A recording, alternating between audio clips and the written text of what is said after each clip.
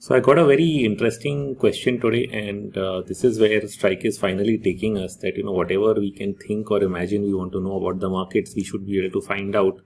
And the question being raised was really about valuations. Now see, when I look at the Nifty PSE index, I look at the RSI indicator, I see that it's very high at 93 for the first time since 2003. But remember, 2003 also was the first big up move in PSU stocks, and after a brief correction they continued to go higher.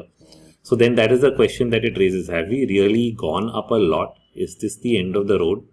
And then you look at valuation. So you can actually see the historical valuation of your sector indices. This case it is the Nifty PSE index, the latest P/E ratio or any other metric you want, and this is a 1-year chart. So on a 1-year chart it may look like, oh, this is at a 1-year high above 2 standard deviations, but when you go into a 10-year chart, the perspective can actually change, and that is what we are going to see right now.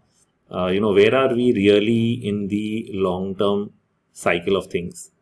So here, when we look at the long-term P ratio, almost a 10-year chart, we see a very different perspective. We see that yes, there was a peaking of the ratio in 2018, almost at 15-16 times, but from there it went down to around 5.5 times, and now it's only back to around 10.64. So that's really not back to as high as it was.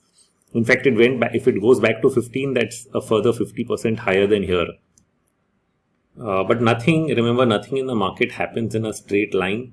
If we actually look at the P ratio of the Nifty all the way back to 2003, then we would actually see that it went up from 9-10 times to maybe around 14-15 times.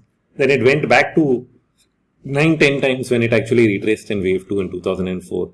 So my main point being, even though we've gone up from here bottom to this top, if you do get an overbought reading, if you do get a correction in markets, there's nothing to say that valuations can't drop a little and then go up all again.